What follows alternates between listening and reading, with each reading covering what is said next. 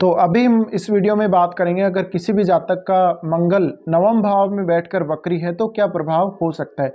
देखिए, मंगल जिस भी भाव में जाएगा वो अपनी एक फोर्स लेके जाएगा, अपनी वो एक एनर्जी लेके जाएगा।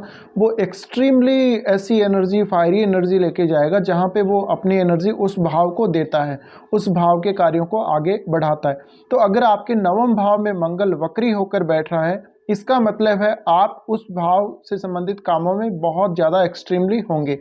अब आपका कोई भी काम हो सकता है, जैसे किसी का अगर लगन का स्वामी मंगल है तो वो उसको बहुत ज़्यादा भाग्यशाली बना सकता है। इसी तरह से मंगल आपका नवम में वक्री है तो आपको उच्च शिक्षा की तरफ बहुत तेज़ी से ये धकेलेगा। अब आपकी कुंडली में आपके जिन भी भावों का मंगल स्वामी है उन भावों को लेके आपको देखना पड़ेगा। अगर मंगल यहाँ पर बहुत अच्छी स्थिति में है नवम भाव में वक्री होकर, तो आप उन दोनों भावों से संबंधित कार्यों में बहुत ज़्यादा लकी हो सकते हैं। अब मंगल एक फायरी एनर्जी है जिसकी वजह से आपके फादर और आपके जो गुरुजन हैं उनके साथ कभी कभी डिस्प्यूट हो सकते हैं, या उनकी कुछ बातों से आप बहुत ज़्यादा असहमति प्रकट कर सकते हैं। मंगल का नवम भाव में वक्री होना आपको बहुत ज़्यादा स्पिरिचुअल लाइफ की तरफ लेके जाएगा, स्पिरिचुअलिटी की तरफ लेके जाएगा और आध्यात्म की तरफ लेकर जाएगा। अब नवम भाव में जब भी मंगल आ रहे हैं तो आप कोई ना कोई ऐसा काम इस भाव से रिलेटेड करेंगे, जैसे कि आप कोई धार्मिक उपदेशक हो सकते हैं, कोई धार्मिक शिक्षक हो सकते हैं, या पूजा पाठ करने वाले एक आप पुजारी हो सकते हैं, और आप उसी काम को रेगुलर तरीके से करेंगे, बहुत अच्छे से आप उस काम को करेंगे।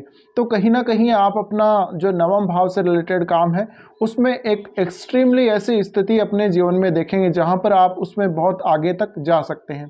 इसी तरह से ये आपके स्पिरिचुअल डेवलपमेंट के लिए या आपके ये आध्यात्मिक विकास के लिए बहुत अच्छी स्थिति मानी जा सकती है। अब आपकी कुंडली में आपको ये देखना पड़ेगा जिन भावों के मंगल स्वामी हैं उन भावों को लेके आप कोई ना कोई विदेश यात्रा करेंगे या दूर की यात्रा करेंगे, किसी अदर स्टेट में आप जाएंगे। अब इसी तरह से मंगल यहाँ अगर बैठे हैं तो हो सकता है कि आपका जहाँ जन्म हुआ वहाँ से लगभग किसी दूसरे राज्य में आपकी कोई प्रॉपर्टी वगैरह हो सकती है। नवम भाव में मंगल का वक्री होना यह दिखाता है कि जातक इस भाव में अपनी बहुत ज़्यादा फोर्स लगाएगा। तो अगर आप फोर्स लगाएंगे तो आपके काम बहुत जल्दी पूर्ण होंगे। इस वजह से कभी ना कभी आप ऐसा भी हो सकता है कि अंधाधुंध किसी भी धार्मिक विचार को फॉलो करें। तो अगर मंगल की यहाँ स्थिति खराब है तो फिर आपके फादर के साथ बहुत ज़्यादा ये डिस्प्यूट क्रिएट करेगा, आप अपने गुरुजनों की बात नहीं मानने वाले होंगे। अगर मंगल यहाँ पर वक्री होकर बहुत ही अच्छी स्थिति में बैठा है तो फादर के साथ फिर भी आपकी अच्छी बनेगी और गुरुजनों के साथ भी अच्छी बनेगी। लेकिन हो सकता है आपके जो फादर हैं वो काफ़ी अच्छी पोस्ट पे हो सकते हैं। आप अपने फादर को बहुत ज़्यादा एक्सट्रीमली चाहते होंगे और आपके फादर हैं वो स्पिरिचुअल बहुत ज़्यादा हो सकते हैं। इसी तरह से आपके जो फादर हैं उनका रोल आपकी उच्च शिक्षा में बहुत ज़्यादा हो सकता है। मंगल की इस स्थिति की वजह से हो सकता है कि आप विदेश यात्रा ना करके कहीं आसपास ही, जहाँ पे भूमि वाली जगह, बिल्कुल लैंड, उस राज्य में आप जाएंगे, वहाँ पे आप जाएंगे और वहाँ पर अपना जो स्टडी है वो आगे आप करेंगे। इसी तरह से मंगल का यहाँ पर आना आपके जिन भावों का मंगल स्वामी है उन भावों को लेके आप नवम भाव का यूज करेंगे, उन भाव की चीज़ों को प्राप्त करने के लिए आप नवम भाव का यूज करेंगे।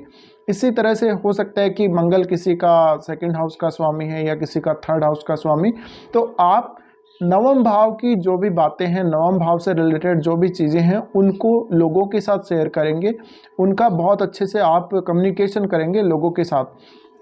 तो नवम भाव में जब भी मंगल वक्री होके आ रहे, अब नवम भाव से जो मंगल की एस्पेक्ट है वो आपके सबसे पहले 12वें भाव पे जाएगी।